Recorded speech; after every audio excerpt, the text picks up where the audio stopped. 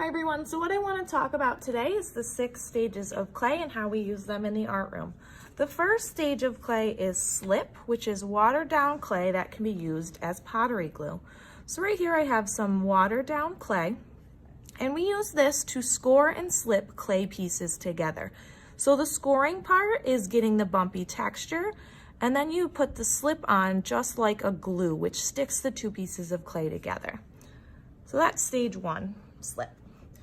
Stage 2 is plastic clay or wet clay. This is the clay that comes right out of the package when I order it for you. So it's nice and wet, and you will also notice that it's very easy to move to change into different shapes.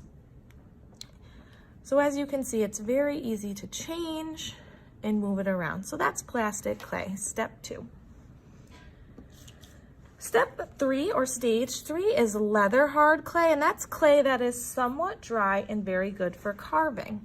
You will notice as I'm pushing on this leather hard clay, it's really kind of hard to move. It doesn't flex very well, just as well as the plastic clay.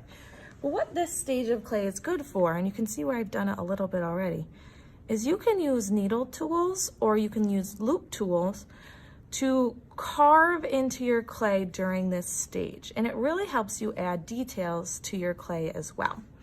You can tell that your clay is in this stage when I touch it. It feels kind of cold to the touch, similar to the plastic clay. If I touch it, it feels pretty cold. So that's leather hard, stage 3. Stage 4 is what's called bone dry, and this is clay that is dry and ready to be fired, very fragile, and it's also called greenware. So I have this piece right here that is a pinch pot, and it's at the greenware stage. It's very, very fragile to the touch. If I were to drop this, it would break into a million pieces. I can tell that this is bone dry too, because as I touch it, it feels like it's room temperature. It's not cold like this leather hard clay is.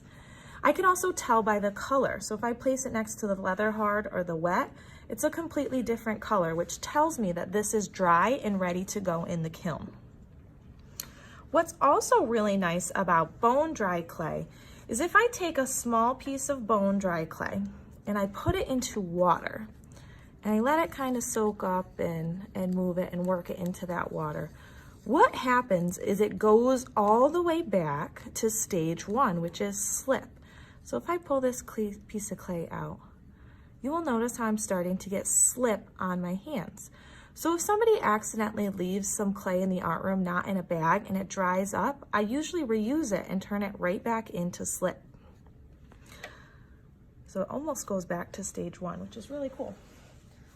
Once it's ready to be fired, we then get into bisqueware. So bisqueware is clay that has been fired once in the kiln and can never turn back into wet clay. So I have some bisqueware pieces here, a pinch pot and a lid.